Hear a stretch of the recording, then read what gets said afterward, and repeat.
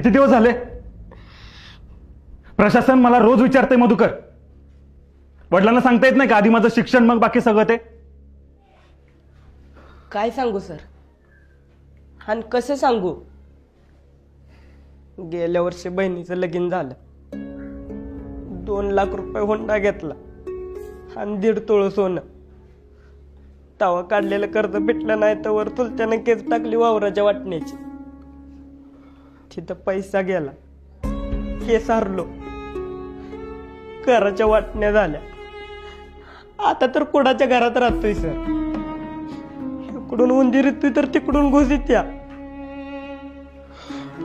पावसाळ्यात अख्खं घर गळतंय. घरातली भांडी कमी पडते, पण पत्र्याची पानं काय गळायची थांबत नाही. बाप गावलती काम करतो, उचलापासून गुरं राखतो. तरी बी आज भाकरी खाल्ली तर उद्याची काळजी वाटते. आई रोज वाटी घेऊन येतात, त्याचं घर टिपती. कुठनं आणू पिलं पैसे? आणि कसं म्हणू बापाला? या सगळ्यापेक्षा माझं शिक्षण महत्वाचं आहे.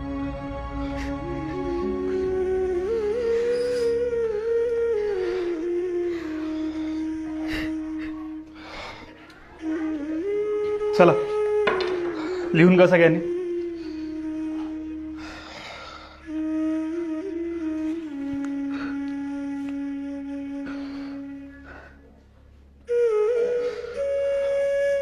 मधुकर, याच्या पुढे असलं वर्गात काहीही सांगायचं नाही. याचा कुणावर काही फरक पडत नाही, कळलं का? प्रशासनाने नेमून दिलेली फी तुला द्यावीच लागेल.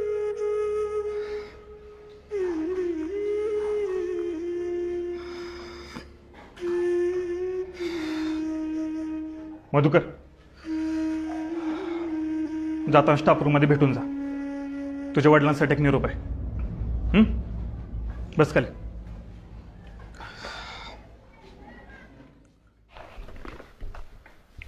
आत येऊ का सर? अरे ये मधुकर, बस.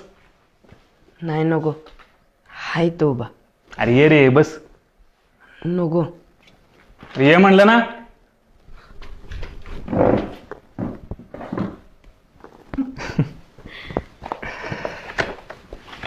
मला सांग, कोण कोण असतं घरी? आई वडील असतात आणि 2 बहिणी आहेत. एकीचं लगीन झालंय, एकीचं यंदा होईल. बहिणीचं वय किती रे? माझ्यापेक्षा 3 वर्षांनी मोठी आहे. तुझं 14 म्हणजे तिचं 17 असेल. एवढं लवकर लग्न कसं काय? कधी कधी परिस्थितीसमोर हात टेकावे लागतात मॅडम. सगळीकडेच तुमचे सरकारी नियम लावून चालत नाही. शिक्षक असून तुम्ही असं म्हणता कांबळे सर? अहो, शाळेपेक्षा बाहेरच्या जगात जास्त वावरणारा शिक्षक आहे मी. घरात तरण्यापुरीला ठेवून रानात जाणाऱ्या बापाच्या जीवावर उचललेल्या वजापेक्षा जास्त दडपण येतो. आणि तेच मनावरचं ओझं हलकं करण्यासाठी तो तिच्या लग्नाची घाई करत असतो. अहो पण तिने शिक्षण घ्यायला हवं होतं असं तुम्हाला खरंच नाही वाटत? अहो मॅडम, याच्या शिक्षणासाठी पैसे नाहीत त्यांना, तर मुलीच्या शिक्षणासाठी कुठनं असणार आहेत? अहो पण सगळं फुकटच आहे ना.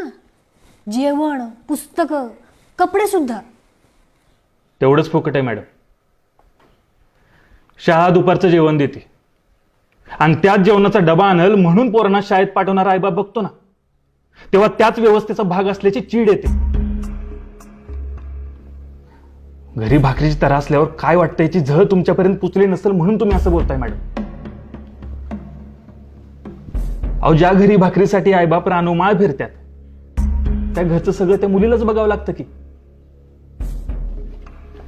आणि कसं आहे मॅडम, तुमच्या भूमितीतल्या गोलापेक्षा भाकरीचा गोल जास्त मोठा असतो तिच्यासाठी.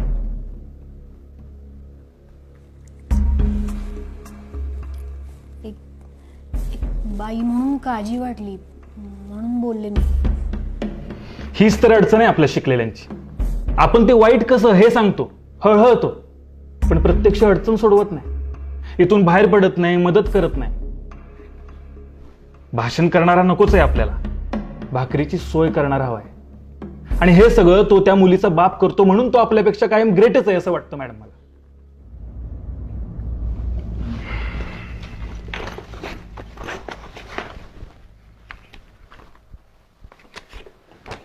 घे.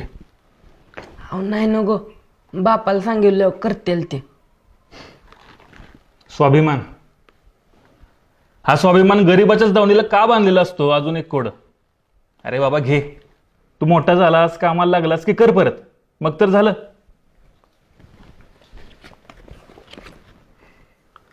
अहो फी फक्त 750 आहे, हे जास्त आहेत.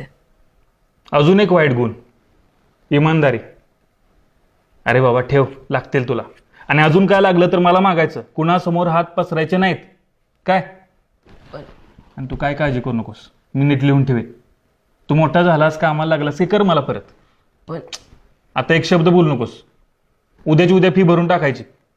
आणि आता फक्त अभ्यासाचाच विचार करायचा काय. चला.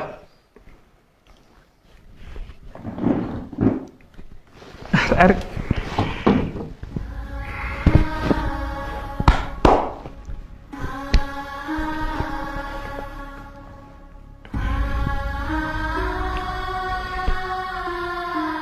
सर, हे एकदा फिरवू का?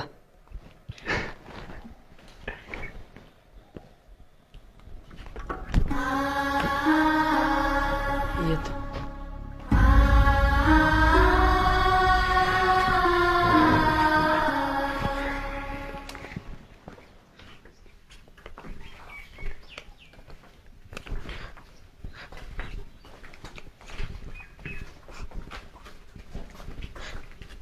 मध्या, काय झालं रडायला? सर रागवलं का? नाही अभे, फीचे पैसे दिले सरांनी. सगळे शिक्षक कुरकुटे तरंगत नसते तर काय काय कांबळे सर बी असते. तिथनी 1 मिनिट बी लागला नाही हे काढून द्यायला. माझ्या बापाचं 2 दिवसाचं कष्ट वाचवलं रे याने.